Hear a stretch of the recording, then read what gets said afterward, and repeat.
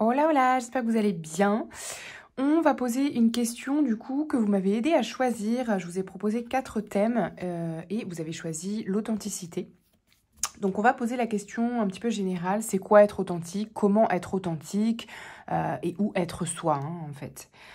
Alors déjà, sachez que ce tirage est intemporel. Voilà, c'est un thème que je sors et avec lequel je déroule une guidance. Ça peut vous parler ou pas. Vous pouvez prendre tout ou partie des ressources qui sortent. Et c'est la même chose pour tous les tirages intemporels que vous pouvez trouver sur la chaîne. Donc voilà, n'hésitez pas à faire confiance à votre intuition, à aller dans les playlists, choisir un thème qui vous concerne. Et vous regardez si ça résonne avec votre situation et votre intuition pour faire preuve de discernement. On y va. Du coup, j'ai tiré comme arcane majeur la tempérance. C'est une carte qui vient parler d'équilibre, aussi d'avoir un petit peu un pied entre deux mondes. Vous voyez, il a un pied dans l'eau, un pied sur terre. Ce que ça me dit ici, c'est que il peut y avoir une notion de, on est tous blancs et noirs. Voilà, on est des nuances de gris. En fait, ça vient me parler, moi, de dualité, c'est-à-dire, dans c'est quoi être authentique, il y a cette notion de, eh bien, je suis mes parts d'ombre et de lumière, je suis l'ombre, voilà, mes ombres, mes défauts, mes qualités.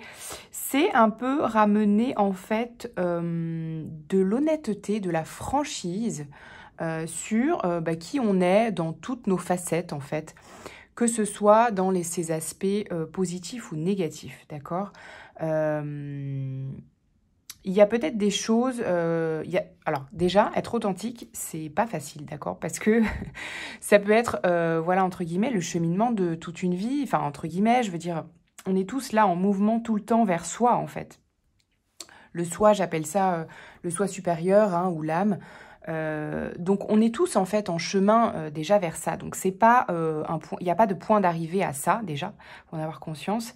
Mais en tout cas, comme on vient avec voilà cette personnalité égo sur Terre, eh bien c'est je pense que c'est une partie du travail, entre guillemets, de faire le chemin aussi vers cette égo-personnalité, parce que c'est lui qui va nous permettre, en fait, de venir amener sur notre chemin les justes synchronicités, les connexions qui vont nous permettre de vivre certaines expériences, agréables, désagréables, peu importe, pour revenir à soi, justement. Donc, ce qui est important ici, eh bien, c'est de vraiment faire ce travail d'aller ramener de l'honnêteté, de la franchise envers soi dans, dans qui on est. Et pour ça, c'est pas toujours facile, je disais, parce que des fois, on ne sait pas la plupart du temps reconnaître nos véritables qualités. J'enlève mon pull, excusez-moi en même temps, parce que j'ai chaud, il fait soleil. On ne sait pas forcément la plupart du temps quelles sont toutes nos qualités en tout cas, et tous nos défauts aussi. Donc voilà, de rester à l'écoute aussi avec ce que vient nous renvoyer l'extérieur, sans jugement et sans se braquer, voilà. Qu'est-ce que l'extérieur vient nous ramener comme, que ce soit positif, encore une fois, ou négatif, d'accord? D'aller aussi explorer ce qu'il y a, ce qui est perçu, en tout cas, de négatif ou d'inconfortable chez l'autre et qu'on vient nous ramener à nous. Voilà, je pense que vous avez compris, on va avancer dans le tirage. Alors, avec le tarot, on a le 9 de coupe, l'as de coupe et le roi de bâton. Alors, ici, donc ça nous parle d'amour, évidemment, de satisfaction émotionnelle, d'explorer aussi. Je pense que là, le conseil, parce que je vois ça comme un conseil, parfois ça nous parle d'une situation, mais vous voyez, vous adaptez. Ça me parle d'aller explorer les plaisirs, les envies, parce que c'est comme ça aussi qu'on voit ce qui nous plaît, ce qui nous remplit de joie en fait, et d'amour ou pas en fait, tout simplement. Donc c'est un peu ça le conseil que je vois ici. Et c'est de vraiment Donc, il y a aussi cette notion avec le roi de bâton de prise de pouvoir, entre guillemets, une prise de pouvoir personnel, hein, son propre pouvoir sur soi. Donc, c'est pour moi une façon de nous inviter à être entreprenants, en fait, dans notre vie. Pour moi, effectivement, l'authenticité, être authentique, ça va passer par le fait d'entreprendre pour soi, hein, qu'on soit entrepreneur dans la vie ou pas, mais c'est d'entreprendre des choses pour soi et d'entreprendre des choses qui nous mettent en joie, qui nous mettent dans un état d'amour pour soi et pour l'autre et de plaisir, quoi. On est là pour vivre aussi, hein. Donc, voilà, je pense que c'est ça le conseil, c'est d'aller expérimenter la vie, tout simplement, en fait. La vie dans toute sa simplicité, en fait.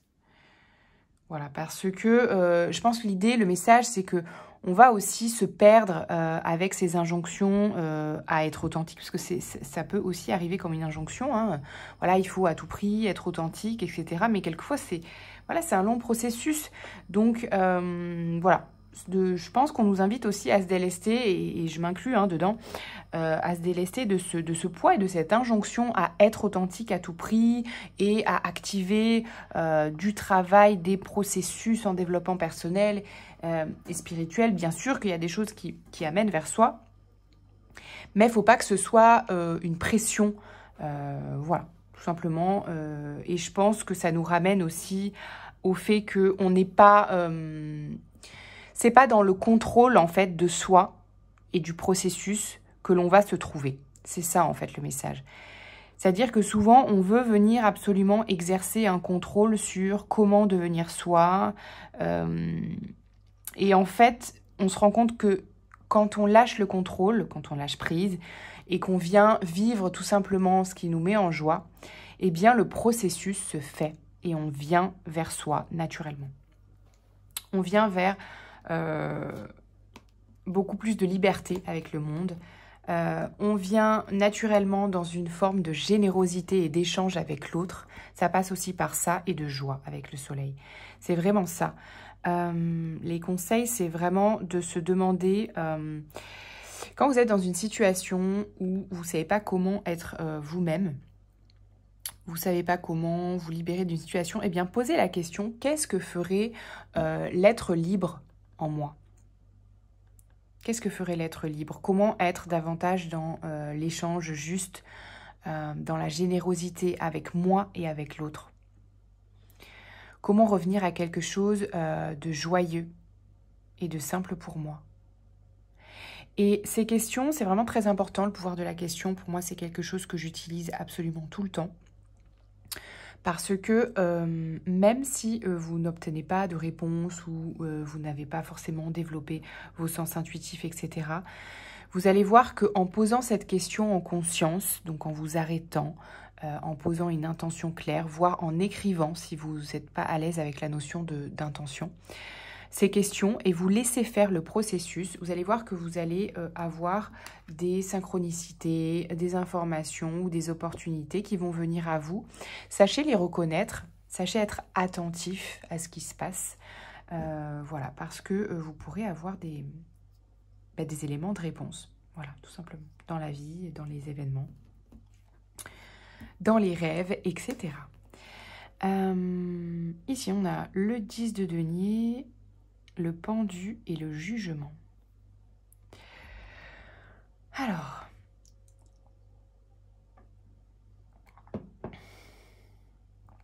ici, ce que ça me dit, c'est que être soi, être authentique, ça peut passer évidemment par se délester de conditionnements familiaux, de transmission, de croyances, voire de définition de soi que la famille ou l'entourage a de nous.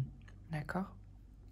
Donc, c'est de venir transformer ça, abandonner ça ou changer de point de vue, de perspective sur soi par rapport à la définition de départ qu'on a voulu soit se construire, soit pour entrer dans une certaine forme de tradition familiale.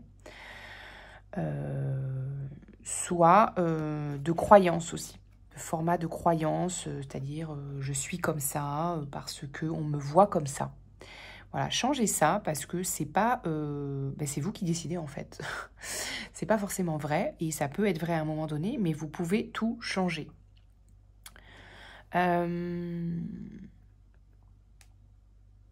Ici, on a le jugement. Donc oui, c'est ça. C'est une forme de... Là, il y a le thème aussi de la reconnaissance. Peut-être qu'il y a un thème justement vis-à-vis de l'entourage ou de la famille de reconnaissance ou de non-reconnaissance ou de recherche de reconnaissance du père, de la mère, auprès de la famille, voilà, pour être reconnu, aimé, etc. D'accord. Si ça vous concerne, je pense que là, le thème, c'est vraiment de revenir eh bien, à soi, mais c'est-à-dire dans l'autonomie de je me reconnais moi et je n'attends plus d'être reconnue pour qui je suis ou d'être reconnue dans la définition que je veux ancrer de moi-même à aujourd'hui par les autres ou par l'entourage ou par la famille, d'accord? Si ça n'est pas le cas. Mais même si c'est le cas, en fait, voilà, je pense que l'invitation, c'est de venir se reconnaître soi d'abord dans qui on est. Alors, j'entends que parfois, c'est pas évident dans la mesure où on peut traverser des phases compliquées où on n'est pas... voilà, la blessure de rejet, en fait. Hein. On peut traverser des phases où on se confronte à la non-reconnaissance, que ce soit dans l'entourage, dans le travail, etc. Et d'où cette quête de soi, d'authenticité, mais de déjà peut-être comprendre ce qu'on est, en fait, tout simplement. Donc, eh bien, c'est de poser l'intention de venir être reconnu pour qui on est. Et ce ne sera peut-être pas à l'endroit où on pense. Donc là encore, laissez venir les ressources, mais posez l'intention d'avoir des ressources. Et là, effectivement, il peut y avoir un besoin d'accompagnement pour aller voilà, ouvrir les possibilités dans l'inconscient pour venir pouvoir s'autoriser à être autre chose. Donc c'est ce que ça me dit là avec la nuit. Il peut y avoir des fenêtres à ouvrir, de la lumière à poser sur l'inconscient là. Parce qu'il y a probablement des choses pour certains, certaines, qui ne sont pas mis en lumière et en fait que effectivement vous n'arrivez pas à voir de vous-même. Donc c'est compliqué en fait d'être soi quand on ne se voit pas. Voilà, et je m'inclus dedans, hein. Il y a des phases aussi qu'on ne voit pas encore de nous-mêmes à un moment donné de notre vie, en tout cas, c'est ce que j'ai pu expérimenter aussi. Donc, posez l'intention de venir pouvoir amener du mouvement là-dedans. Peut-être aller chercher un peu plus loin que là où vous auriez cherché de prime abord. Peut-être que vous avez déjà tenté de vous faire accompagner, de faire des formations, de lire des livres.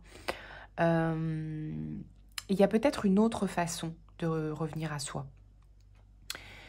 Il y a peut-être une autre façon d'amener une connexion à votre intuition. On me parle aussi de connexion en nature pour venir apporter de la clarté sur vous-même. Une ressource, ça peut être de... alors, pas de vous isoler, mais de prendre un temps de vacances ou de ressourcement, voilà, de recueillement, vous avec vous-même en nature ou dans un endroit qui vous extrait de votre milieu actuel ou habituel, parce que ça va changer aussi quelque chose dans votre vision et vous amener de la clarté. Donc ça, c'est une ressource qui vient. Ok. Ensuite... on a ici éloquence, le manque, la récurrence, la dépendance. Donc, être authentique, être soi, ça va passer pour certains, pour certains, pour beaucoup, pour tout le monde, j'ai envie de dire quand même, par l'affirmation de soi. Alors, l'affirmation de soi, ça peut prendre différentes formes. D'accord? C'est pas forcément... Pour certains, ça va être un peu plus... virulent dans le sens où il y a de la colère à évacuer, ce genre de choses. Ça, vous pouvez le faire voilà, en accompagnement, en thérapie, en écriture intuitive, etc.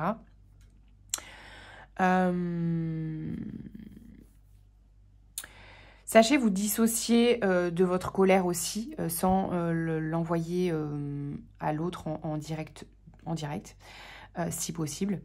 Mais il y a un travail d'affirmation. Pour certains, ça peut être simplement d'apprendre à dire les choses, tout simplement. D'apprendre à dire les choses, d'apprendre à dire oui, d'apprendre à dire non, d'apprendre à poser ses limites.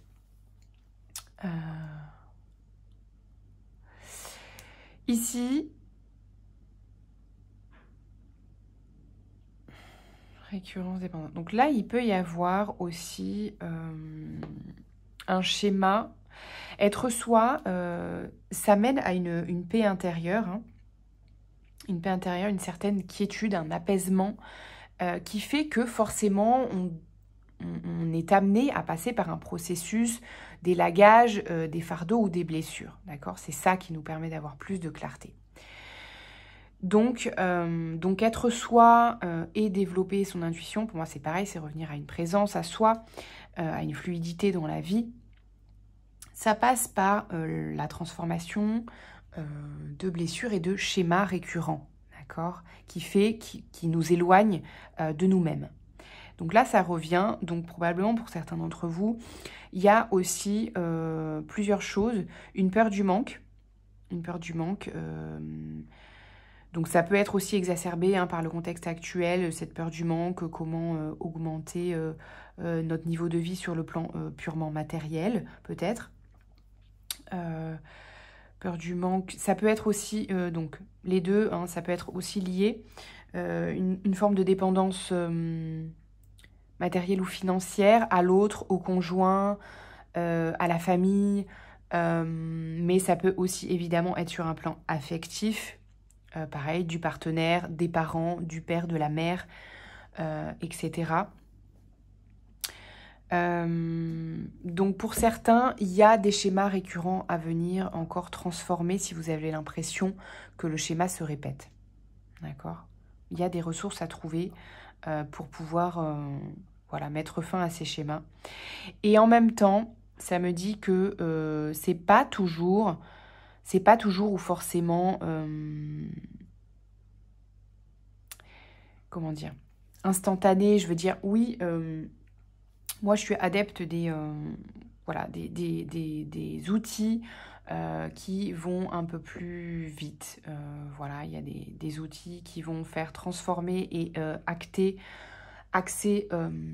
les ressources et bien sur le présent, en fait, déjà sur les ressources qui sont présentes, plutôt que d'aller voilà, remuer le passé et focaliser sur ce qui ne va pas, en fait. C'est assez ma vision.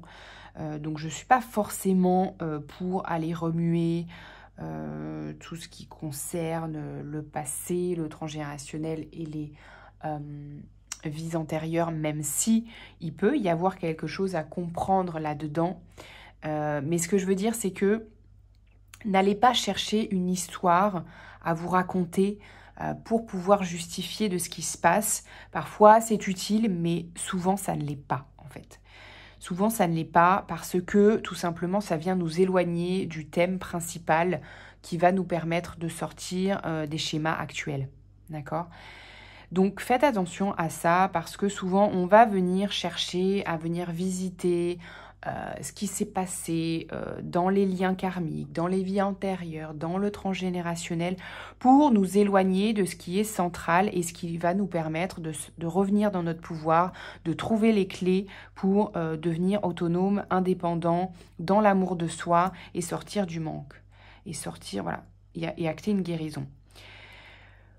Pour moi, et c'est mon point de vue, le processus d'auto-guérison, il ne se fait pas dans le passé, il se fait dans le présent. Voilà, ça c'est ce qui vient. Et c'est pas pour rien qu'il y a ce 6 d'épée avec la justice. Alors, oui, on me dit parfois, oui, il y a des choses à régler et à dire, à affirmer. C'est ce truc de, il y a quand même besoin que la tristesse ou la colère ou une émotion particulière, si elle est là, a besoin d'être écoutée pour pouvoir tourner la page. D'accord? C'est ça que ça me dit. Donc, je ne suis pas, attention, je ne suis pas en train de dire qu'il faut refouler ou ignorer. Voilà, ce qui s'est passé, parfois ça a besoin d'être entendu, vu, écouté. Mais une fois que c'est fait, il y a besoin de tourner la page. Et parfois, le fait d'aller chercher ces histoires dans le passé, les vies antérieures, etc., eh bien, ça nous maintient dans ce truc de « non, je ne veux pas tourner la page ». C'est ça le message, tout simplement. Donc, attention juste voilà, à ne pas rester au stade de « je dois tourner la page, mais je ne la tourne pas ». Vous voyez ce que je veux dire? Je continue de regarder le livre qui demande à se fermer, en fait. Vous voyez ce que je veux dire? Au lieu de se tourner sur les ressources présentes et nos objectifs futurs. La porte mène vers des horizons étrangers, des chemins à explorer, des liens à créer. Si tu franchis son pas et vas bien au-delà, des opportunités tu trouveras. Vous voyez, c'est un peu ce truc de... donc, je regarde le livre à fermer, je regarde la porte à ouvrir, mais je ne bouge pas et je n'ouvre pas cette porte. Donc là, ce qu'on nous invite en fait à faire, c'est vraiment eh bien, à aller vers cette porte et à aller explorer ce qu'il y a derrière la porte en fait. Pas seulement se trouver devant et trouver la porte. Après, il faut passer cette porte pour aller venir chercher de nouvelles opportunités et de nouveaux liens à créer. Donc ça, on nous dit vraiment que, voilà, posez l'intention d'avancer vers cette porte et de l'ouvrir, d'accord? Vous pouvez faire un exercice de visualisation pour ça. Les connaissances, de toutes les connaissances, conjuguent l'essence à l'expérience, tout le reste n'est que futilité, ou nouveau champ à explorer, va en quête de ta vérité. Vous voyez, il y a ce truc qui revient, conjugue l'essence à l'expérience. Servez-vous de l'expérience, oui, du passé, des souvenirs, de tout ce que vous avez appris des schémas du passé. Mais tout le reste n'est que futilité. Les histoires autour, c'est une perte de temps. Donc, allez explorer de nouveaux champs maintenant pour pouvoir trouver votre vérité. Il peut y avoir aussi des ressources, des formations, des livres, des connaissances nouvelles à explorer pour pouvoir ouvrir les possibilités. D'accord ? Trop cool. Merci, c'était super intéressant. J'espère que ça vous aurait été utile. À très bientôt. Ciao, ciao.